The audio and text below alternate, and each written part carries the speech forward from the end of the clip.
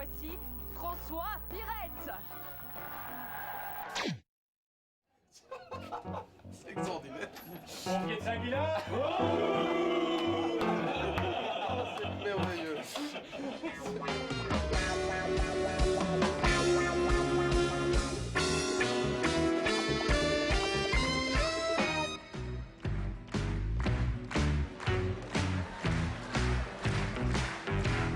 Silence! Le 5e économique, c'est vous? Je ne m'en vanterai pas. J'ai fermé cette fenêtre, il fait glacial ici. C'est un froid de canard. Bon, comme vous l'aurez peut-être déjà deviné par ma présence, mademoiselle Magnette ne sera pas en mesure de vous donner son cours de mathématiques en ce lundi matin, car à l'occasion de ce week-end, mademoiselle Magnette est décédée. Oui, Yahoo n'est peut-être pas la réaction que j'attendais. Hein? Yes non plus. Youpi encore moins, ça va aller, oui. Bon, je suppose qu'on est tranquille, que vous avez épuisé la liste des mots que vous connaissez commençant par Y.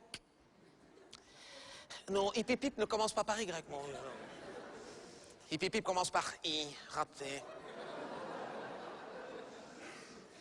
Bon, qu'est-ce qui se passe encore là-bas? Qu'est-ce qu'il y a, mademoiselle? Qu'est-ce qu'il y a, mademoiselle? Oh, ben, faut pas pleurer comme ça, mademoiselle, ça nous la rendra pas. Elle pleure. Elle était attachée à son professeur. Mademoiselle, ne sanglotez pas sur votre banc comme ça ne sert... Pardon? Comment vous ne sanglotez pas? Vous riez aux larmes. Parfait, très bien. On peut connaître la raison de cette hilarité soudaine, mademoiselle, que tout le monde en profite, on vous écoute? Oh, alors attendez, s'il s'agit de ça, on va régler cette question de bonne fois pour toutes. Alors que dans la cour de récréation, vous m'appeliez le Grinch.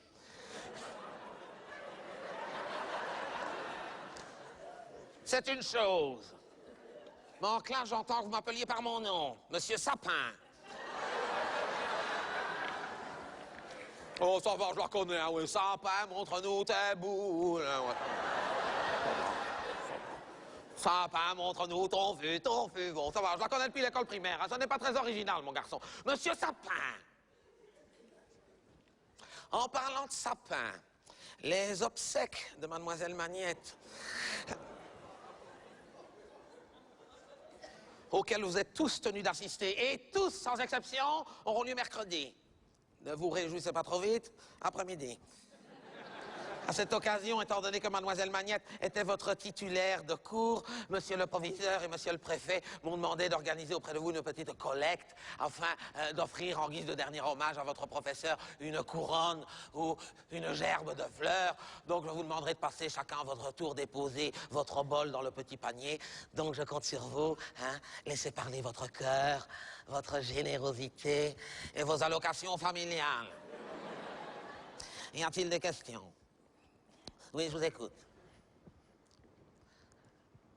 Ah non, mon garçon, je suis désolé, je ne suis pas autorisé à vous révéler les circonstances, ni les causes d'ailleurs de la mort de mademoiselle Magnette, car vos professeurs, en concertation d'ailleurs avec une délégation des parents d'élèves et avec la psychologue de l'établissement, ont préféré ne pas vous révéler la vérité afin de ne pas prendre le risque de vous traumatiser et surtout de vous faire culpabiliser jusqu'à la fin de vos jours. Quoi qu'il en soit, avant de se suicider,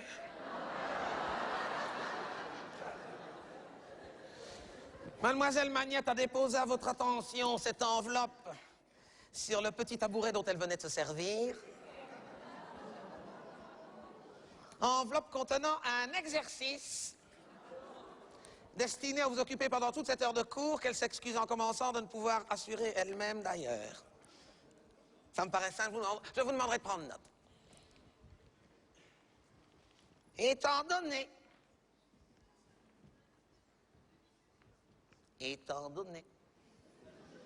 un corbillard C,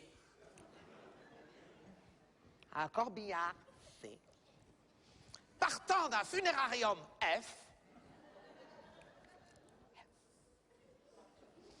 pour se rendre à un cimetière prime. C'est prime. Ouais. 5e économique. Sachant que C devrait normalement rouler à une vitesse constante de 6 km/h et que C devrait normalement être suivi par 32 élèves, 32 élèves. Combien de ces 32 élèves restera-t-il une fois C arrivé à C', sachant que le cortège est obligé de passer devant le bar des étudiants, le Rosetta? Alors vous constaterez que mademoiselle Magnette aura su rester généreuse jusqu'au bout, puisqu'elle ne vous réclame une réponse qu'à 10 unités près, et qu'elle vous donne l'indice suivant, c'est que la réponse est un nombre à un seul chiffre. Dans la même enveloppe, mademoiselle Magnette vous adresse ce dernier message d'adieu. Je vous le livre et le découvre avec vous.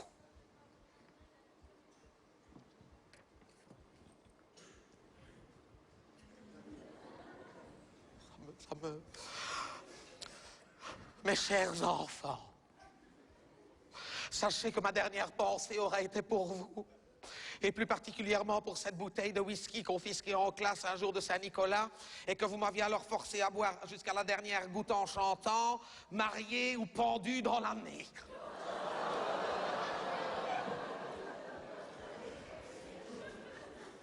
Sachez que je ne vous en veux plus, au contraire, ceux qui me trouveront pourront même témoigner qu'aujourd'hui, je m'en balance. En tout cas, vous pouvez être sûr d'une chose, c'est que votre professeur aura su mourir la tête haute.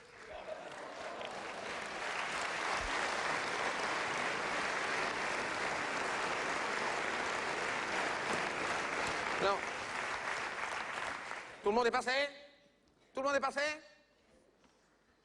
Eh bien, on n'ira pas loin avec ça. C'est plus une couronne qu'on va lui acheter, c'est un donut.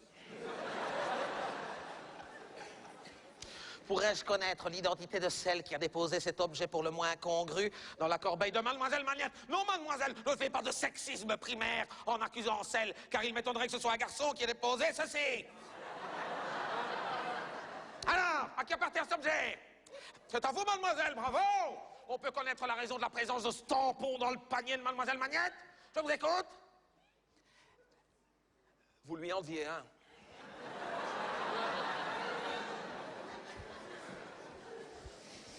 Votre honnêteté vous honore, mademoiselle, mais je crains qu'à l'issue de son acte, mademoiselle Magnette n'ait reçu la ménopause à titre posthume.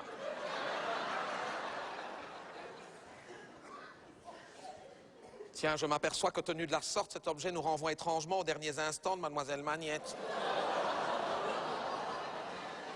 Et ça vous fait rire. Et ça vous fait rire, mais enfin, mais quel âge avez-vous? Quel âge avez-vous? Vous n'êtes plus des enfants, voyons, vous êtes en 5e économique. Vous avez tous entre 21 et 23 ans. Oui, 24, oui. Oh là! Vous ne me tutoyez pas, jeune homme! Vous ne me tutoyez pas! Eh bien, c'est pas parce que vous êtes plus âgé que moi que ça vous donne le droit de me tutoyer. Je vous écoute. Ah. Excellente question, au demeurant. Excellente question, au demeurant. Bon, alors, pour les obsèques, je vous demanderai de faire un effort vestimentaire particulier et de bien vouloir laisser pour une fois à la maison tout ce qui est vêtements de sport un peu trop olé, et tout ce qui est basket, pardon? Oui, mais il est noir ton jogging. Non, si c'est un jogging noir, ça va. Si c'est noir... Non, c'est pas ça que je te demande. C'est un... Non, si c'est noir, quoi? Tu n'as rien de noir chez toi, toi. Oh, ça m'aurait étonné, hein? Hein? T'as pas un jogging noir? T'as bien quelque chose de noir à te mettre dans ta garde-robe. Réfléchis, t'as rien, hein? Taekwondo. Non, ça, je ne connais pas, ça. Moi, les couturiers japonais, hein. Et ton costume taekwondo, il est noir? Ah bah, viens en taekwondo. Qu'est-ce qu'on s'en fout du moment que c'est noir? Oh bah, ça m'aurait étonné, les deux font la paire, ça. Hein, t'as rien de noir non plus, sans doute, hein? Ah, t'as pas un taekwondo? Non, mais attends, tu vas pas me faire croire que dans ta garde-robe, t'as pas un costume noir, hein? Scream, oui, ça j'ai déjà entendu, ça. Mais c'est une marque de jeunes, ça, je crois, hein? J'ai déjà entendu vous parler souvent de ça. Et ton costume Scream, il est noir? Ah bah viens en Scream. Quoi, pour un enterrement, c'est tout indiqué, hein? Non, mais les garçons, je ne rigole pas. Hein? Va pour Scream et Taekwondo, je compte sur vous. Hein? Je suis sûr que de là où elle est, mademoiselle Magnette appréciera. Oh, les enfants! Bon, allez, j'allais oublier le plus important. Étant donné que dans cette classe, vous aviez tous choisi théâtre comme option et comme cours complémentaire, votre professeur d'art dramatique vous fait savoir qu'étant donné que mademoiselle Magnette n'avait plus de famille, que celles et ceux qui arriverait à pleurer, mais sincèrement, pendant les obsèques, que l'enterrement pourrait compter comme épreuve pour la fin de l'année.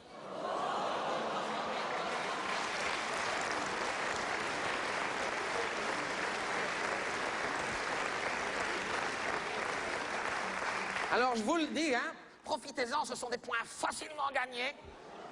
Et dans votre cas, ce n'est pas du luxe. Et j'allais oublier les enfants. Sincères condoléances